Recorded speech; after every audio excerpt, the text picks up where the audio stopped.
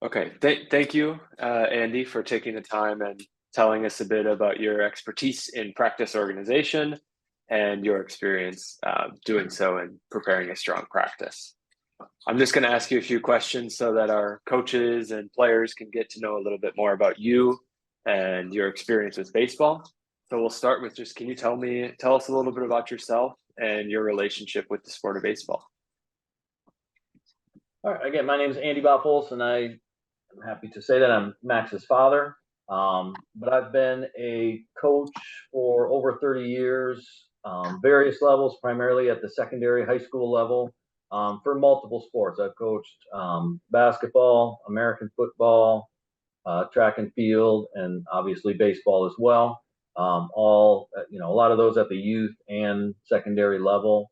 I'm just pretty passionate about sports. I'm also a physical education teacher. So passionate about sports, passionate about what sports can do as far as character development with young people and how it can help them learn, not only within a sport, but how they can take that learning into other aspects of their life as well. Yeah, absolutely. Did you play baseball at all growing up? I did. I played obviously as early on as a youngster, just little league stuff, and then played in high school as well. I was a outfielder at the secondary school level. Nice. And when did you make that switch and start coaching instead of playing? Once I got through my university training, I knew I wanted to make sure, again, I love playing sports. I love not just baseball, but a number of different sports. And I knew I wanted to take that passion and share that with younger people. And it's been awesome. I've enjoyed doing it every single year. Every team is a little different. Each sport has its own intricacies and things that you do differently. Um, I enjoy baseball. Baseball is very much a thinking sport, where you really have to kind of understand and react in a quick way, and you have to react the right way. You also have to take on some challenges. It's not easy to hit that baseball, and if you're hitting it 3 out of 10 times, you're doing pretty well. So you got to manage those other 7 times where maybe things don't go well, and then you also have to manage. You might hit that ball really really hard, but it's right at somebody and they catch it. You might hit it not very good. It dribbles around the infield and you still get on base. So it's just a unique sport in that way. It's fun. I love the strategy behind it, the thinking behind it. Um, so it's an awesome sport. Yeah, I completely agree with what you're saying. What do you feel is maybe one of the more valuable skills for a player to have, a baseball player? That ability, maybe twofold. Number one is the ability to handle adversity. Right? How are you going to respond? All right. A lot of kids or a lot of players, when something bad happens, they struggle and they kind of get down on themselves. So that resiliency to maybe make a mistake and then, all right, I'm going to learn from that mistake and I'm not going to make that same mistake again. So for me, all right, a player that can handle that resiliency um, is really important, and not just again, not just baseball, but a lot of sports. And then the aspect of being a team player. All right, being able to not just be concerned with yourself, but be concerned with how's my team doing and how can I help my team get better. If I see a guy down, I'm going to go over to him and I'm going to talk to him and lift him up and make sure he doesn't get down.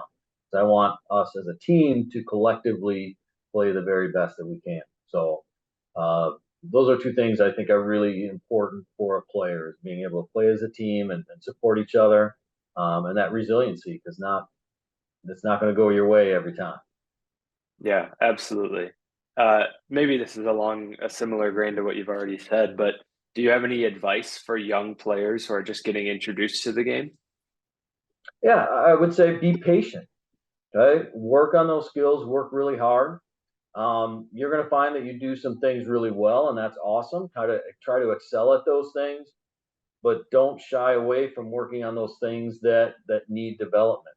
The more skills you have, the more positions that you can play, the more opportunities that you have. If I come out and say, hey, I just want to play shortstop and that's it, um, you may not get an opportunity to play there. So the more skills that you have, the more you're able to help out a team, whether it's any position on the field, the more opportunities you're going to have to play. Yeah. And what about new coaches? Do you have any advice for new coaches just getting started? I would say be organized. All right, like we talked in our planning seminar there, be organized, and like I talked about with the players, be patient as well. Don't try to cram everything into a single practice. Try to plan things out. Be positive with your players. Remember, they're looking at you for guidance, for advice, and for how you need to react in different situations. So, if you're getting upset and yelling at the ref or the umpire, they're going to think that that's okay as well. So you're that example for them. So make sure that you take that role seriously um, and carry yourself in a way that's respectful to everyone, and then your players will do the same. Yeah, absolutely. And maybe this next question you've kind of already hinted at with how you've answered so far, but how would you describe your own coaching style? Um, I would say, like you said, I think I probably said it, but I'm a pretty positive guy. I'm going to try and find those things that kids are doing well, and I'm going to jump on those and say, hey, this is really really good. And then those things that they need work on, all right, those things I'm not going to yell and scream and say, hey, you need to do this better. It's more going to be like, all right, hey, these are your strengths. This is really good. I like what you're doing here. All right, but here these are a couple things you need to get a little bit better at. And then I think you have to be honest with kids. I think that's something that's really important. Um, you just, if they don't have a certain skill, you don't tell them that they do. All right, you're going to be honest with them and say, hey, you really need to work on this if you want to play that position or if you want to be able to play baseball, and we'll help you get there. Okay, and be supportive for them. Yeah. Yeah, I agree that's, those are all valuable things for a coach to think about and keep in mind. Um, the next question here, do you have a favorite baseball player or coach or a team specifically? I grew up here in Wisconsin and grew up in a city called Milwaukee. So we had a major league team called the Milwaukee Brewers. That was my favorite team growing up. As they were growing up, they made it to the World Series. I actually was able to attend a World Series games. Um, so that was really one of the highlights of growing up, was being able to go watch the Brewers play um, in a World Series. Unfortunately, they didn't win it.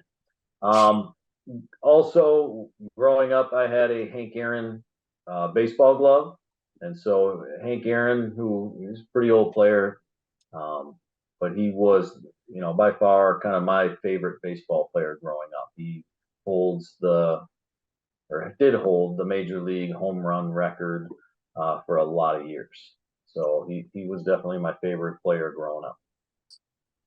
Nice. Yeah. I've heard a lot about him. Um, Now we're going to move. Those were just kind of some more general questions to get to know more about you and your own relationship with baseball. I just have two questions regarding um, some topics related to that practice organization and game management that you were talking with us earlier on. Um, the first being, what's the best way to keep players interested and enjoying themselves during training in general? I think it's important to keep them actively involved in a practice. All right. So anytime that they're standing around not doing anything, um, they tend to get bored. So I think by keeping them actively involved, to where we're hitting ground balls and we're hitting kind of rapid fire ground balls, so they don't have a lot of time to kind of sit back, relax, and not be engaged. So I think that's really important. And I think too, staying positive and making that time there.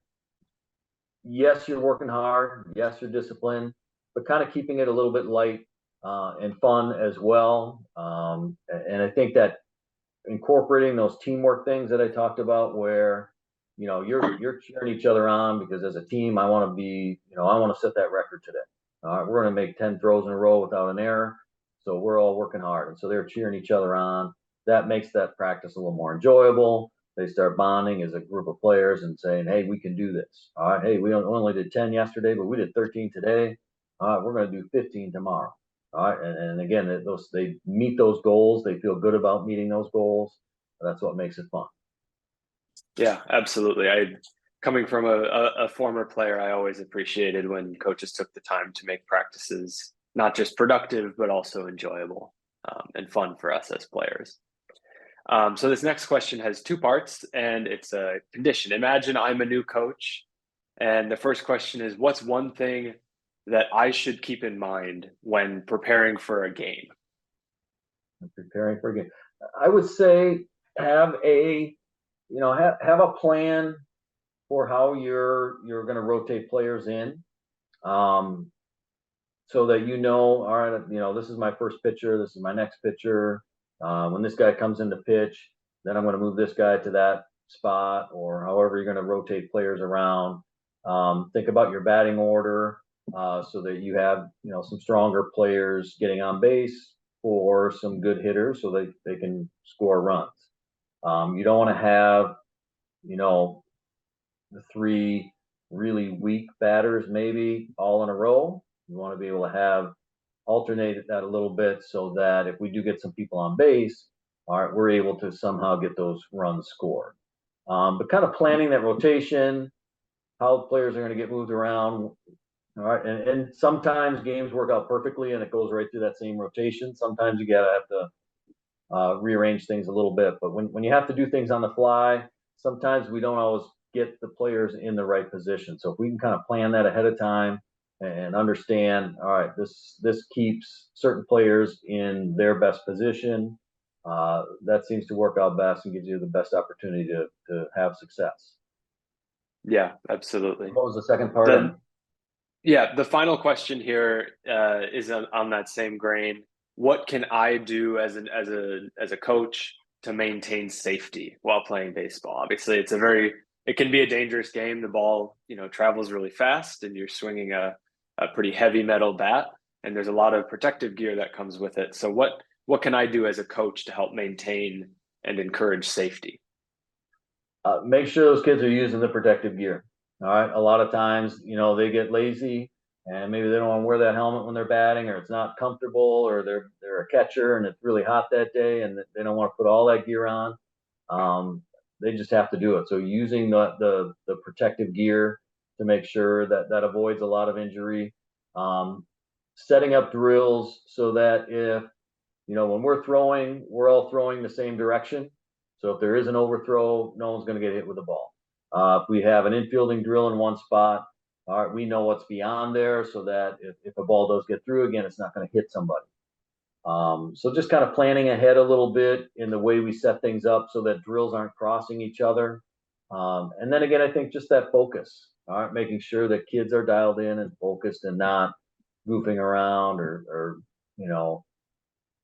being disruptive to where they lose focus and all of a sudden something happens because they're not paying attention. Yeah, I agree with all the things you're saying. One thing to add too is that even with all of the safety measures in place that you can possibly have, baseball is a game where accidents can happen and people can get injured even though you're doing everything as safely as you can. So then just trying to maintain that, calmness and first aid practices to make sure that if an injury happens, you're dealing with it properly and getting the attention that it deserves. But those are all of our questions. Thank you for taking the time to share with us your perspectives on practice organization and game management, and for taking the time to interview with us today. Absolutely. My pleasure, and happy to help out. Awesome. Thank you.